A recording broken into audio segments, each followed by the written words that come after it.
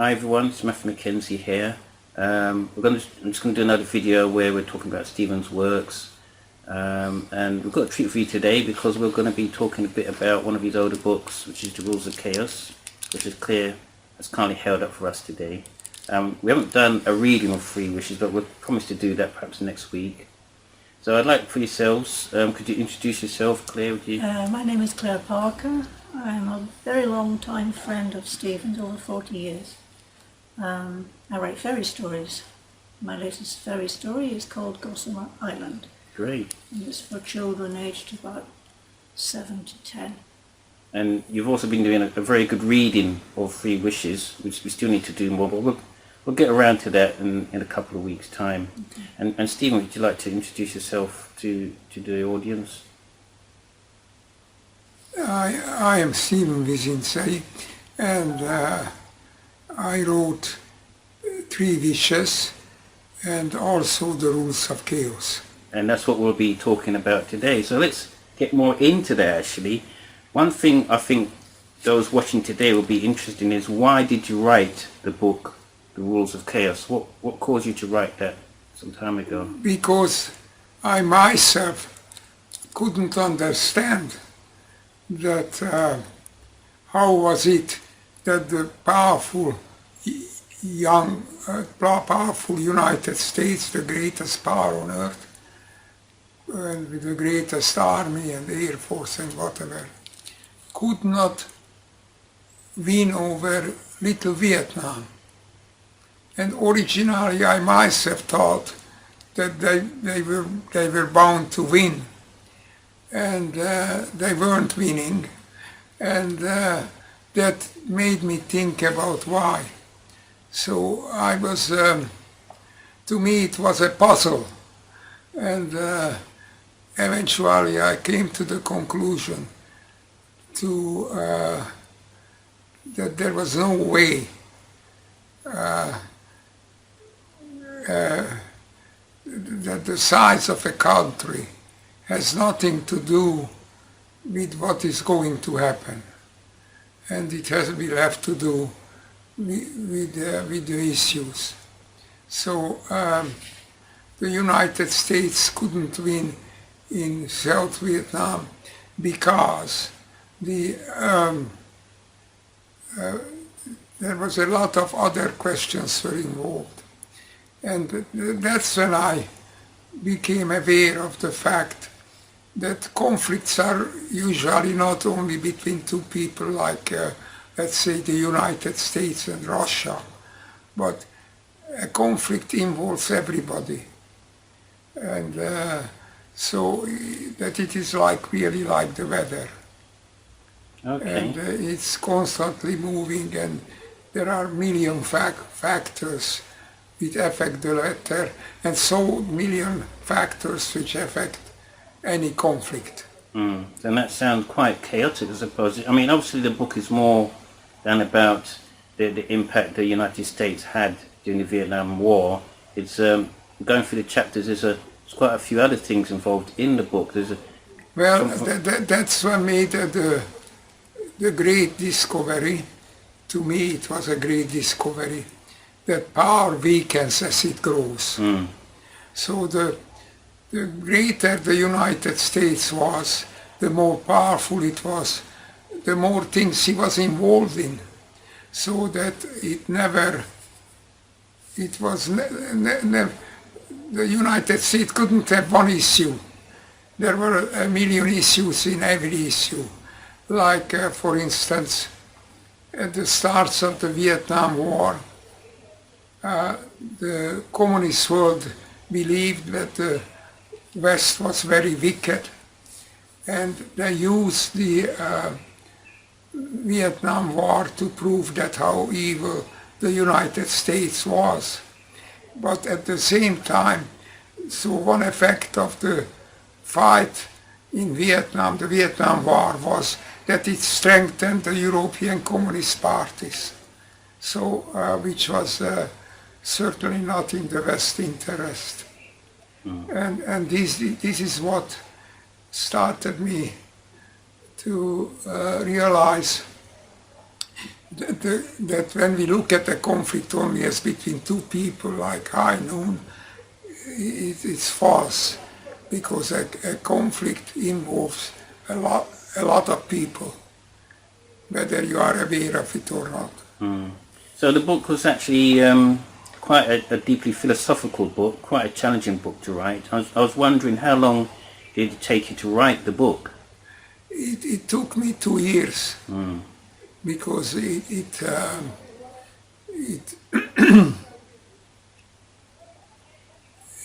took me 2 years to figure it out.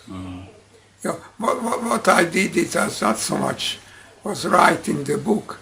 It was, I was doing it like you would do a crossword puzzle. I'm trying to figure out what was going on. And it was that process which produced the book. Excellent, excellent. And who do you feel the book was aimed at? You know, what type of readers need to read the book, The Rules of Chaos, and why? Well, I think it's very wrong of writers to imagine their audience, this or that, and who would be interested. I write the books for people like myself. So you could say, because I don't know what other people really thinking, so I write the book to please myself, and with the assumption that anybody who thinks like me or interested like me would understand. So I never have any problem who is my reader. My reader is people like myself. So those who have an idea of the type of books you write, already have an idea about this book, The Rules of Chaos. They know that what they're going to be in for when the book was released, I guess. I mean, Claire, I want to ask you a quick question. I know you read the book a long time ago, so don't worry if nothing comes to fruition at the moment. But when you read the book, what stood out when you read the book many years ago? The Rules of Chaos. The truth about life. Because life is not a straight line that you can follow and make decisions. It's about the chaos of life, and life is chaotic. You can make a decision, it might come to fruition, but there are 100 things that could happen to make that decision completely invalid, and that's what I get from the book. How life is chaotic. It is by trying to figure out what was happening that I came upon the discovery that the world is chaotic, not because there are no laws, but because there are a multitude of laws, millions of laws, and it is their haphazard collision which creates chaos. And the rule of chance is very important, as you've described in your book. I met Stephen totally by chance. I was working in the south of France. Stephen and his wife Gloria were in a house above me, and I could hear the typewriter at night. So I asked the people I was staying with, who lives up there? Oh, they said, ce sont des Anglais. Well, they weren't French, so they had to be English. So I went up, knocked on the door, and Gloria came out, and that's how I met you and discovered one was Canadian and one was Hungarian. Yeah. Not English, but of course English speaking. Yeah. That was pure chance, absolute chance that brought us together. Brilliant. I'm interested, and I'm sure others are interested as well, as the title of the book. It seems like it's almost got two titles. As Why Tomorrow Never Comes. I mean, how did you come up with the title for the book, The Rules of Chaos? Because I came upon the title because I realized that things interconnect, and actually everything is interconnected. And I also came to the realization that the bigger space involved, the bigger the chaos. For instance, we can see what's happening in this room, more or less can predict it, because there are 3 of us here and we know what's happening. But if we go out of the room and we go into the street, that we are already involved with a million other things, and the way those things connect, all the strangers we come across connect, is what creates chaos. So I was thinking, you're now working on releasing the book, The Rules of Chaos, with a few more additions. Why are you re-releasing the book? What's the main reason for it? Well, I released it because I wrote it, and I didn't have any. I really just wanted to record what I felt and thought about it. I never tried to please other people because I don't know what other people think. I only know what people like me think. So I always knew that people who think like me and interested in the things I am interested in would be interested. I've got a quite challenging question for you here in regards to when you were writing the book. And be truthful. I don't think the book is as easy as it can be in getting into. It's a highly philosophical book. So I'm wondering, what was the most difficult part in that book when you were writing the book? Obviously there's some parts that were easy to write for you, but there must be some parts in that book that were quite challenging and that you felt that you had to rethink or think very deeply before you put pen. Before that, I was reading Tolstoy, War and Peace, and Tolstoy describes how the war and Napoleon invasion of Russia affected the various choices, both Napoleon and the Russian forces did. And again, what was beautifully done in Tolstoy analysis of the record, historical record, is that nobody could foretell how things were going, because there were always things which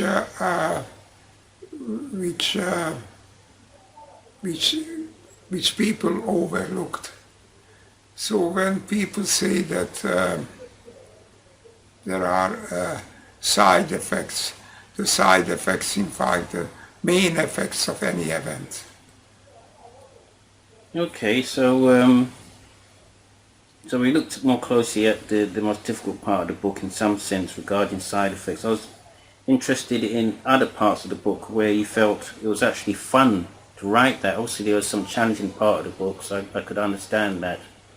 But what part of the book do you felt it was actually fun to write? Was there anything in one of those different chapters that you felt that you really enjoyed writing? I never felt that writing was fun. It was always a struggle of trying to think clearly and say what I really think, and that was always a struggle. It's like I never. Well, when you think that something is fun to write, then usually you don't know what you're doing. Okay. Yeah. So we come to the last bit when you released the book and you felt it wasn't an easy book to write. You were writing what you think. You wanted to be heard, which is understandable. That's how many people get into writing, because they want their ideas to be heard. So what really interested me, and I'm sure this will be interesting to others, is how was the book received when it was published?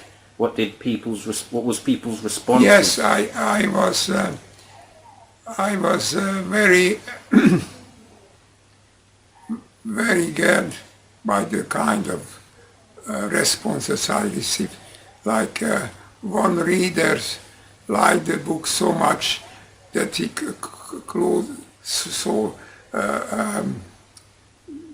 got his email from it. He had the email address Rules of Chaos. That's right, so that's obviously made a good impact. That was very pleasing and encouraging.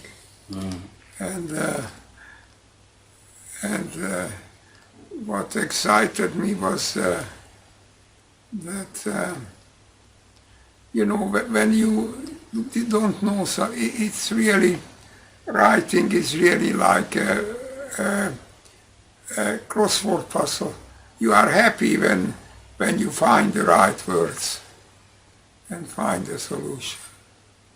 Okay, thank you. And I think I'll give Claire, want to get Claire's views of the book. Is there anything you would say for, let's say, when the book gets re-released soon, is there anything you want to say for readers to, why should they read the book Rules of Chaos? Anything you want to sort of say about that from what you've learned from it? I would say it is a book which is very relevant today, given the turbulent times we're living through. And I think a lot of people will relate to it because it's very truthful. It's a very truthful book about time. And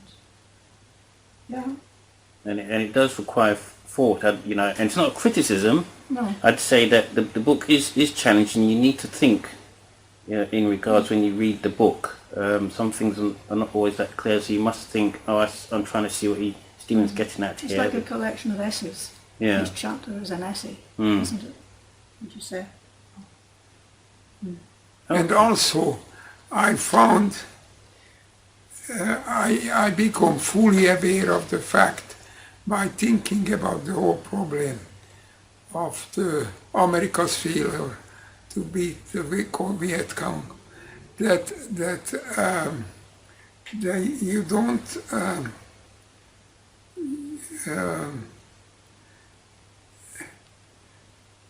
you don't really know the effect of your actions, because people usually assume that what they intend to do is what they are actually doing. But the intention is nothing to do with the result, because like when a bank robber robs a bank, he does it to get rich, that's his intention. But he ends up in prison. So what he intended to do has nothing to do with the result. If he's caught and he ends in prison, it has nothing to do with it. And I was asked by an analyst of the CIA that how could how you could use the rules of chaos to predict what people will do. I said, the last thing you should do is to worry what people's intentions is, because the result of their action is rarely what they intended. Okay, well we'll leave it at that. And Can I just say one thing that occurred to me? You're talking about Russia and France and the wars and how they ended up. There's a fable with a tortoise and a hare. Yeah. A hare is very fast, the tortoise is very slow, so they have a race. And you think, how ludicrous, the hare is going to win. So off they go, the hare streaks ahead, the tortoise plods along at his own rate, and the hare, realising he's so far ahead, decides he'll have a little nap. So he stops and falls asleep. And the tortoise overtakes him, and in the end, the tortoise wins. Now, no one would have predicted that result. But it was the chance was the hare thinking he could have a little nap and then carry on. But it didn't work out. And this is still quite relevant today. I mean, this is still the age of where we still have superpowers seeking global ambitions. It's never really changed. The rules are still apparent. Whether anyone pays attention to them, this has got to be the thing. But we do hope that people do take notice of chaos and how things can become chaotic very quickly in terms of race relations, which is still apparent nowadays. And I know the book mentions that. It can be chaotic when it comes to pandemics. And again, you can see the result of a pandemic when no one actually plans for it. So this book, I'd say, is still quite relevant. It's not an easy book to read, and in some sections controversial, but it is a book not only for its age when it was released, but for this age, And I'd like to say thanks for those watching. Hope to see you again soon, back with readings from Claire on Three Wishes. So Thank you very We'll much. see you again next time. Thank you. Thank you very much.